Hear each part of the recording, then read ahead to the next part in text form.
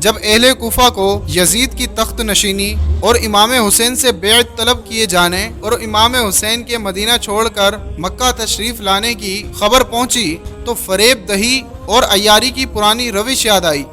سلیمان بن سرد خزائی کے مکان پر جمع ہوئے، ہم مشورہ ہو کر عرضی لکھی کہ تشریف لائیے اور ہم کو یزید کے ظلم سے بچائیے۔ ناظرین، 150 عرضیاں جمع ہو جانے پر امام حسین نے تحریر فرمایا کہ میں اپنے چچا زاد بھائی مسلم بن عقیل کو بھیجتا ہوں۔ لہٰذا حضرت مسلم کوفہ پہنچے۔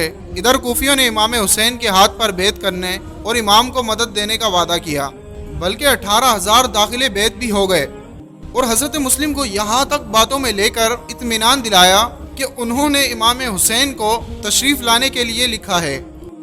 ناظرین، ادھر یزید کو کوفیوں نے خبر دی کہ امام حسین نے مسلم کو بھیجا ہے۔ کوفہ کے حاکم نعمان بن بشیر رضی اللہ تعالیٰ عنہ ان کے ساتھ نرمی کرتے ہیں۔ کوفہ کا بھلا منظور ہے تو اپنی طرح کوئی ظالم بھیج۔ اس نے عبداللہ ابن زیاد کو حاکم بنا کر روانہ کیا اور کہا کہ مسلم کو شہید کر دے یا کوفہ سے نکال دے۔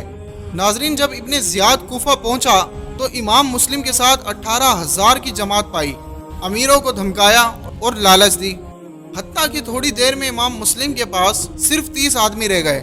امام مسلم یہ دیکھ کر مسجد سے باہر نکلے۔ جب دروازے سے باہر آئے ایک بھی ساتھ نہ تھا۔ آخر ایک گھر میں پناہ لی۔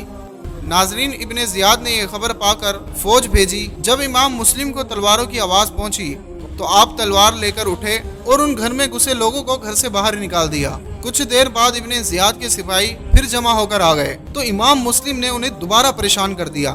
کئی بار ایسا ہوا جب ان نامردوں کو کام نہ چلا تو مجبور ہو کر چھتوں پر چڑھ گئے، پتھر اور آگ کے گولے پھینکنا شروع کر دیے۔ امام مسلم کا جسم مبارک خونہ خون ہو گیا۔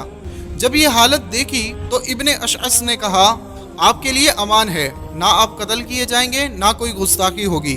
امام مسلم تھک کر دیوار سے پیٹھ لگا کر بیٹھ گئے۔ خچر سواری کے لیے حاضر ہوا، اس پر سوار کیے گئے۔ ایک نے تلوار امام مسلم کے ہاتھ سے لے لی۔ امام مسلم نے کہا، یہ پہلا دھوکہ ہے۔ ابن اشعث نے کہا کہ کچھ خوف نہ کیجیے۔ امام مسلم نے فرمایا، وہ امان کہاں گئی؟ ایک شخص بولا کہ تم جیسا بہادر روتا ہے؟ آپ نے فرمایا، میں اپنے لیے نہیں رو رہا بلکہ میں امام حسین اور ان کی آل کے لیے رو رہا ہوں۔ وہ تم پر بھروسہ کر کے آ رہے ہیں اور تم دھوکہ دہی کر رہے ہو۔ پھر امام مسلم ابن زیاد کے پاس لائے گئے۔ ابن اشعث نے کہا کہ میں انہیں امان دے چکا ہوں۔ وہ خبیث بولا کہ تجھے امان دینے سے کیا تعلق؟ میں نے تجھے انہیں لانے کے لیے بھیجا تھا، امان دینے کے لیے نہیں۔ امام مسلم زخموں سے چور تھے۔ ٹھنڈے پانی کا ایک گھڑا دیکھا اور فرمایا کہ مجھے اس میں سے پلا دو۔ ابن عمر باہلی بولا، دیکھتے ہو کیسا ٹھنڈا ہے، تمہیں اس میں سے ایک بوند بھی نہ ملے گی۔ پھر عمارہ بن عقبہ کو ترس آیا، اس نے ٹھنڈا پانی منگا کر پیش کیا۔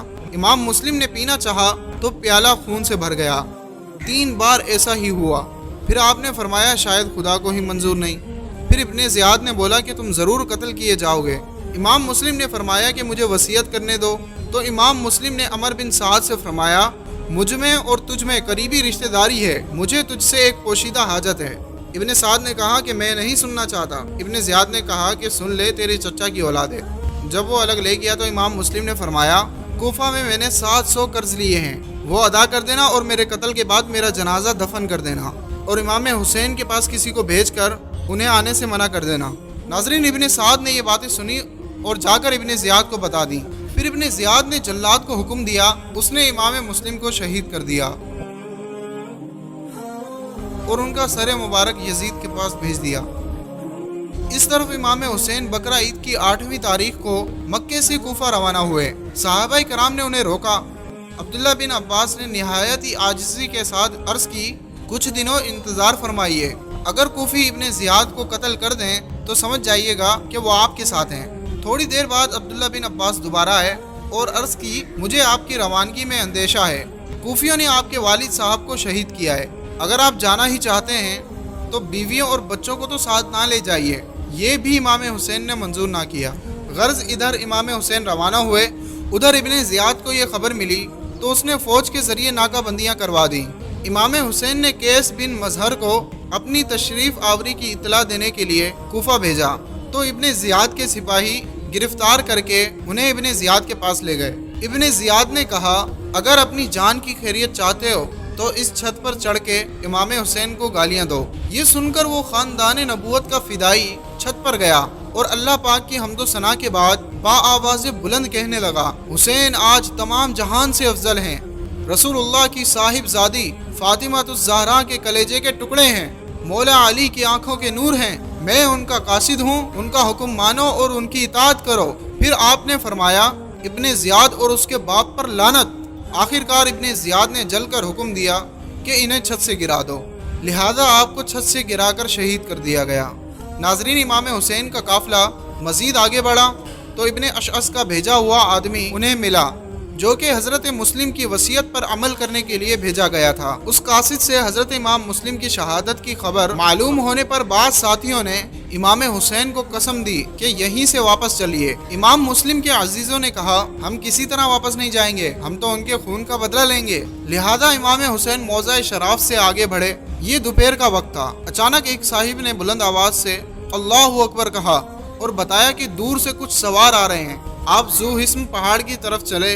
जब वो और करीब पहुंचे तो मालूम हुआ ये हुर हैं, जो 1000 सवारों पर सरदार बनाकर इमाम हुसैन को इब्ने ज़ियाद के पास ले जाने के लिए आए हैं। इमाम हुसैन ने फरमाया, इन सवारों को और इनके घोड़ों को पानी पिलाओ। नाजरीन, जब ज़ोहर का वक्त हुआ, मौज़िन ने अजान दी।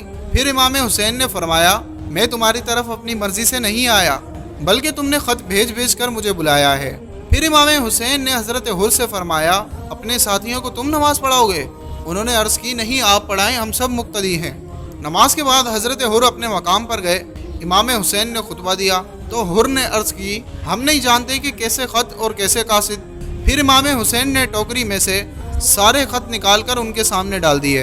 हुर ने कहा, मैं ख़त भेजने वालों में से नहीं हूँ, मुझे तो ये हुक्म मिला है जब आपसे मिलूँ तो आपको इब्ने ज़ियाद के पास ले जाऊँ। फिर हुर ने कहा कि मेरे साथ इब्ने ज़ियाद के पास चलिए। आपने फरमाया, मैं तेरे साथ नहीं जाऊँगा। लिहाजा हुर ने अर्ज़ की, मैं दिन भर आपसे अलहदा नहीं हो सकता। हाँ, जब शाम हो तो आप मुझसे अलग खेमे लगाइएगा और रात में किसी वक्त मौका पाकर तशरीफ़ ले जाइएगा। मैं इब्ने ज़ियाद को कुछ लिख दूँगा। अगली रात जब मुहर्रम की दूसरी रात का चाँद अपनी हल्की हल्की रोशनी दिखाने लगा तो इमाम हुसैन और हज़रत हुर के लश्कर अलग अलग ठहरे।